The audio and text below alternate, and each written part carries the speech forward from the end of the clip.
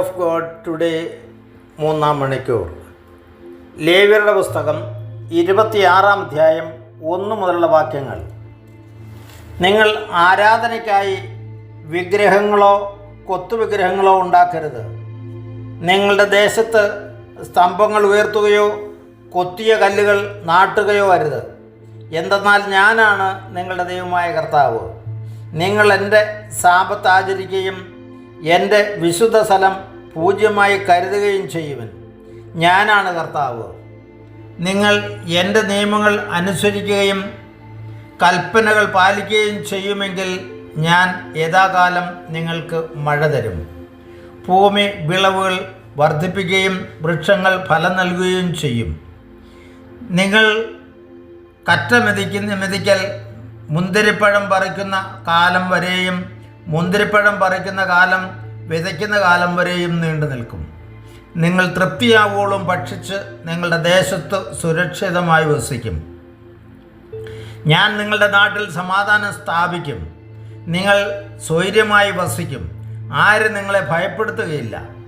ഞാൻ നാട്ടിൽ നിന്ന് ദുഷ്ടമൃഗങ്ങളെ ഓടിച്ചു കളയും. നിങ്ങളുടെ ദേശത്തുകൂടെ വാൾ കടന്നു പോവുകയില്ല. ശത്രുക്കളെ നിങ്ങൾ തുരത്തും. അവർ നിങ്ങളുടെ മുമ്പിൽ വാളിനിരയാകും.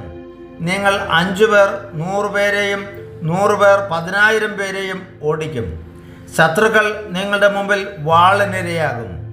ഞാൻ നിങ്ങളോട് കടാക്ഷിക്കുകയും സന്താനപുഷ്ടി നൽകി നിങ്ങളെ വർദ്ധിപ്പിക്കുകയും ചെയ്യും.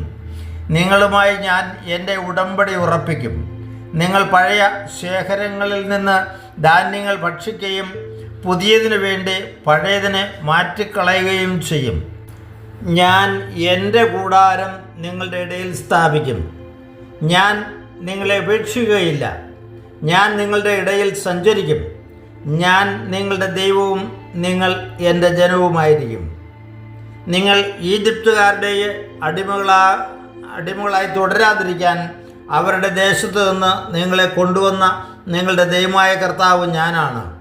നിങ്ങൾ നിവർന്ന് നടക്കേണ്ടതിന് നിങ്ങളുടെ നുകത്തിൻ്റെ കെട്ടുകൾ ഞാൻ പൊട്ടിച്ചു. ഈശോയിൽ സ്നേഹമുള്ളവരെ, ഇവിടെ ഇന്നത്തെ ചിന്തയ്ക്കായിട്ട് ദൈവം നമുക്ക് തരുന്നത്, നമുക്ക് നൽകുന്ന അനുഗ്രഹങ്ങളെക്കുറിച്ചാണ്. ഒരു കണ്ടീഷൻ മാത്രമേ ഉള്ളൂ. അവൻ്റെ ഹിതമനുസരിച്ച് ഞാനാണ് നിങ്ങളുടെ ദൈവം എന്ന ഉത്തമ ബോധ്യത്തോടെ അവൻ്റെ മുമ്പിൽ വ്യാപരിക്കണം. ഒരു കാരണവശാലും അന്യ ദൈവങ്ങളുമായിട്ടുള്ള ബന്ധമോ അന്യവിഗ്രഹങ്ങളോ നിങ്ങൾക്കുണ്ടാകരുത്. കർശനമായിട്ടും അത് നിങ്ങൾ പാലിച്ചു പോവുകയാണെങ്കിൽ നിങ്ങളുടെ വിളവ് വർദ്ധിപ്പിക്കും. നിങ്ങൾ സന്താനപുഷ്ടിയുള്ളവരായിരിക്കും. നിങ്ങൾക്ക് മറ്റുള്ളവരെ പേടിക്കേണ്ടി വരികയില്ല. ഒന്നിനെയും പേടിക്കേണ്ടി വരികയില്ല. എല്ലാത്തിനെയും നിയന്ത്രിക്കാൻ അവൻ നിങ്ങളുടെ കൂടെ ഉണ്ടാകും. മറ്റു മനുഷ്യർ നിങ്ങളെ ഭയപ്പെടുത്തുകയോ പേടിപ്പിക്കുകയോ ഇല്ല. അവർക്ക് നിങ്ങൾ പേടിയായിരിക്കും. നിങ്ങളെ കാണുന്നിടത്ത് അവർ ഓടിമാറുകയും നിങ്ങൾ 5 പേരുണ്ടെങ്കിൽ 50 പേരെ നേരിടാനുള്ള കരുത്ത് നിങ്ങൾക്ക് തരും. 100 പേരുണ്ട് 1000 പേരെ നേരിടാനുള്ള കരുത്ത് ഞാൻ നിങ്ങൾക്ക് തരും. അവർ നിങ്ങളെ ഭയപ്പെടും. പ്രിയമുള്ളവരെ, ഇത്രയും അനുഗ്രഹങ്ങൾ നമുക്ക് തരുമ്പം ഇന്ന് നമ്മൾ എവിടെ നിൽക്കുന്നു എന്നുള്ളതാണ്. ഇന്ന് കേരളത്തിൽ ക്രൈസ്തവർ എല്ലാവരെയും ഭയപ്പെട്ട് കഴിയുന്നു എങ്കിൽ, എല്ലാ ജാതിക്കാരെയും ഭയപ്പെട്ട് ഒതുങ്ങി പുറത്തിറങ്ങാൻ വയ്യാത്ത വിധത്തിലേക്ക് നമ്മൾ മാറിപ്പോകുന്നു എങ്കിൽ അതിൻ്റെ കാരണം എന്താണെന്ന് നാം തിരിച്ചറിയേണ്ടിയിരിക്കുന്നു. ഇതിനു മുമ്പ് ഇത്രയും ജനം നമ്മൾ ഇല്ലാതിരുന്ന സമയത്തൊക്കെ കേരളത്തിൽ കരുത്തരായിരുന്നു നസ്രാണികൾ. നേരെ വരാൻ ആരുമില്ലാത്ത ഒരു കാലമുണ്ടായിരുന്നു. സത്യത്തിനും നീതിക്കും വേണ്ടി നിലകൊള്ളുന്ന ക്രൈസ്തവന്റെ മുമ്പിൽ എല്ലാവരും അത് മാനിച്ച് അതനുസരിച്ച് മുന്നോട്ട് പോകുന്ന, നമ്മുടെ പിതാക്കന്മാർ ഒരു കാര്യം പറഞ്ഞാൽ അപ്പടുതി അനുസരിക്കുന്ന സർക്കാരുകൾ, അങ്ങനെയൊക്കെ പോയിരുന്ന ഒരു കാലത്ത് നിന്ന് നമ്മൾ ഇന്ന് എവിടെ നിൽക്കുന്നു? എന്താണ് ഇതിൻ്റെ കാരണമെന്ന് ചിന്തിക്കേണ്ടതല്ലേ? ദൈവത്തിൽ നിന്ന് നമ്മൾ അകന്നു പോയെങ്കിൽ തിരിച്ചു വന്ന് ദൈവസന്നിധിയിൽ സമർപ്പിച്ച് അവൻ്റെ പാദപീഠത്തെങ്കിൽ ഇരുന്നാൽ ഇത് തിരിച്ചു വരുമെന്നുള്ളത് ഉറപ്പാണ്.